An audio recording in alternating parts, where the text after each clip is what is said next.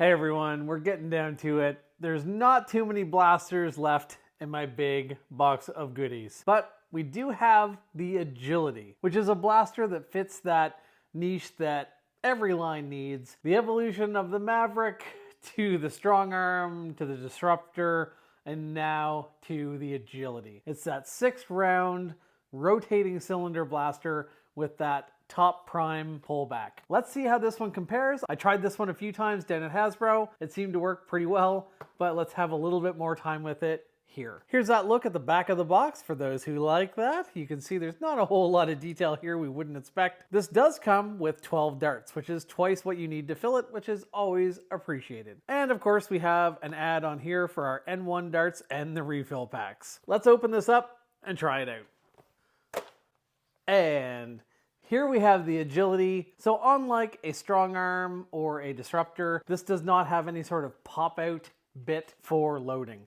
I will say there's quite a bit of room on the front on both sides for loading past this muzzle piece. So it's not quite as tight a fit as some blasters have been in the past, although it's not quite as open as a Disruptor. And of course, I shouldn't take it for granted that you've watched all of the videos about the new Nerf N Series that just launched. The other thing that's different with this blaster, the Agility, than the Maverick and the Strong Arm and the Disruptor and the Commander, I remember the Commander this time, I filmed this after, is that all of those old blasters use the Nerf Elite dart. This blaster only uses the Nerf N1 dart. So we are looking at a brand new dart type if you are buying this blaster. Because Nerf is planning to switch to solely the N1 dart for their 8+ line, we're seeing these refill packs come out at pretty good prices. I think it works out US to about 25 cents a dart. Now back to the core of the review. It feels a little bit light compared to some other blasters, but it feels sturdy enough. Let's get these N1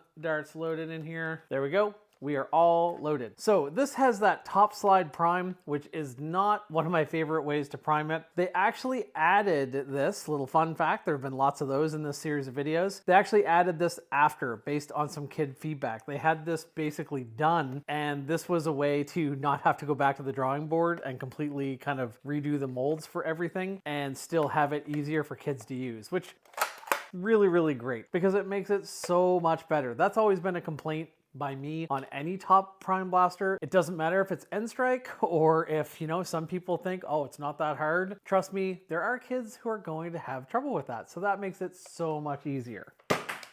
That seemed pretty snappy. This blaster also has a knuckle guard on it.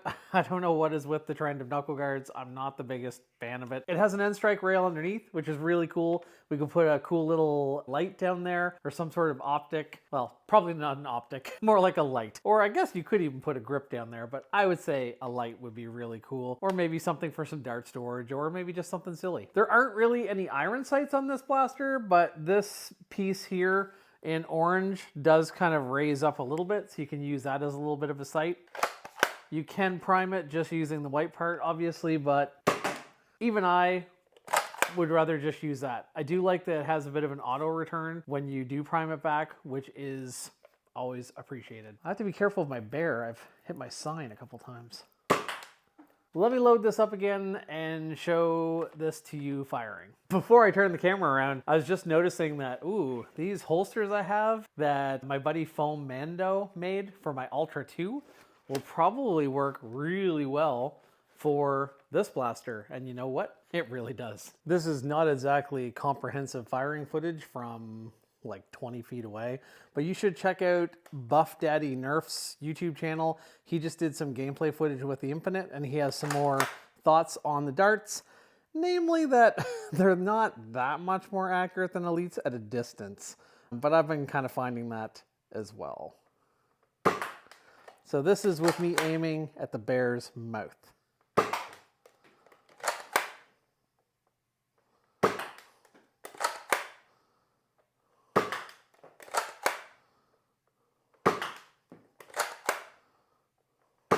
Not bad. I didn't get any in the bear's mouth, but I kind of adjusted my sighting a little bit and was able to kind of hit all around the head pretty easily. So not bad. Let's go check out the chronograph. Let's see what we get. 90, 87, 92, 88, 92, 90, and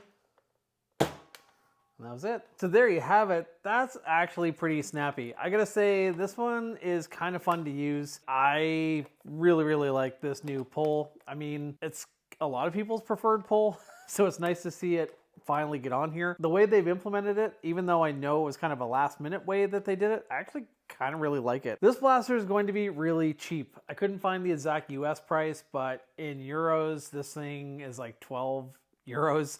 I'm sure in the US this will be well under 20 bucks. So that's pretty good. And that performance is pretty good. And the accuracy is not bad. Better than Elite's. Probably not as good as some of our other long dart options. We are where we are. I think this is a pretty fun blaster. I think Nerf knows that it's a pretty big switch, and they really seem to be coming out swinging by making these really affordable and making the darts pretty affordable as well. A few little features around this blaster just on comfort. It actually has a really interesting grip on it. Even though it is closed in, my hand fits in there pretty well. I actually also kind of like some of the styling bits around the grip as well. It's not bad. I miss the old flip out days like the Maverick and the Strong Arm had, but it's definitely a good way to make it cheaper and probably more reliable to do away with that. I think this blaster has a cool look to it. I like those primary colors. I'm a simple nerfer.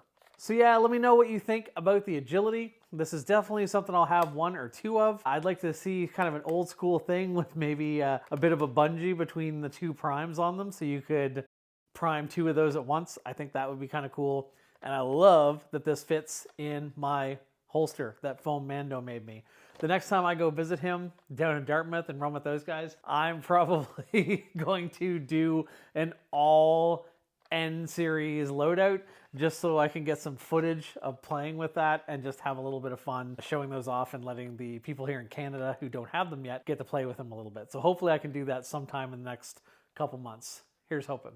All right, I have one more video to go, one more blaster in the big old box, and then we'll be back to more regular scheduled programming, but hopefully I can keep a little bit more of this pace of long form up because I've been enjoying it, and I hope you've been enjoying it, and I like seeing all those comments come in. So, the agility, don't spare me. Let me know what you think. I'll talk to you all later. Y'all, where do I think I'm from all of a sudden? I'm on the east coast of Canada. I'll see you all later. Bye-bye.